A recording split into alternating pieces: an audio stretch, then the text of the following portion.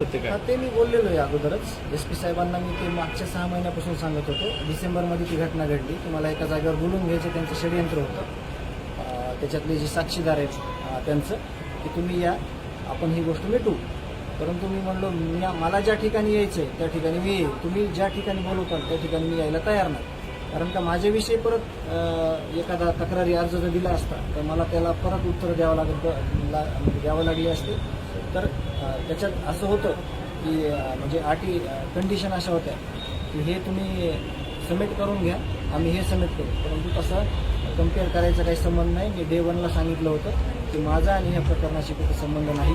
मी माझ्या न्यायाच्या प्रक्रियेत आहे. माझ्या भावाला ज्या लोकांनी संपवलं त्या न्यायाच्या प्रक्रियेशिवाय मला बाकीचं कुठलंही घेणं नाही आणि मी त्या प्रक्रियेमध्ये आतापर्यंत आहे. बरं, ते लोक नेमकी कुठली होती त्याच्या संदर्भात काही हे झालं होतं का? नाही, तुम्ही बघा FIR प्रमाणे ज्यांनी FIR मध्ये जे फिर्यादी आहेत, जे साक्षीदार आहेत ते तुम्ही FIR तुम्हाला देतो, तुम्ही बघा त्याच्यात आणि तुम्ही ते शेअर करा. कारण मला त्याच्याविषयी जास्त काही इंटरेस्ट नाही. आणि गावात जी मोठ्या प्रमाणामध्ये शेतकऱ्यांच्या म्हणजे कॉपरच्या वायरच्या वगैरे चोरी वगैरे झाल्या, घरफोड्या झाल्या, त्या संदर्भात मी SP साहेबांशी चर्चा केली.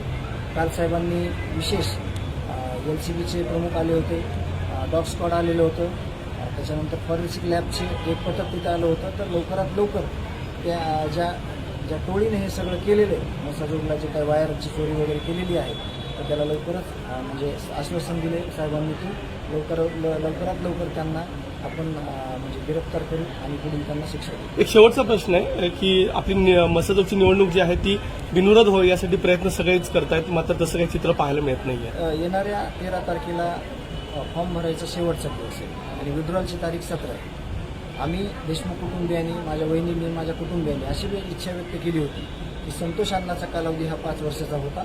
तो जनतेतला सरपंच होता. दुर्दैवानं ही घटना घडली. अण्णांचं म्हणजे अण्णा आज आपल्यात नाही आहेत. तर राहिलेला कालावधी 18 महिन्याचा हा म्हणजे न इलेक्शन होता बिनविरोध व्हावा अशी आम्ही इच्छा व्यक्त केली होती. परंतु लोकशाही आहे, लोकशाहीमध्ये प्रत्येकाला अधिकार आहे इलेक्शन लढवायचा. तर त्या अनुषंगानं काही उमेदवारी अर्ज दाखल झालेले, परंतु आमचा शेवटपर्यंत असा प्रयत्न राहील प्रामाणिक. जे काही राजकीय मंडळी आहे, जे काही सामाजिक मंडळी आहे आणि जे काही सगळे गावकरी आहेत त्याच्या शब्दाच्या पुढे मी जाणार नाही. आणि लोकशाहीमध्ये प्रत्येकाला अधिकार आहे इलेक्शन निवडणूक लढवायचा. तर त्याला सामोरे जाण्याचा माझा प्रामाणिक प्रयत्न आहे की ज्या पद्धतीनं गावकरी ठरवतील त्या गावकऱ्यांच्या शब्दाच्या पुढे मी जाणार नाही आहे. कारण का सर्व गावकऱ्यांचे कुणाचा कमी जास्त वाटा असेल, परंतु या न्यायाच्या प्रक्रियेमध्ये पूर्णपणे गाव माझ्यासोबत होतं, आत्ता देखील आहे, पुढं देखील राहील. म्हणून मी कुठल्याही व्यक्तीवर कुठलंही भाष्य करणार नाही.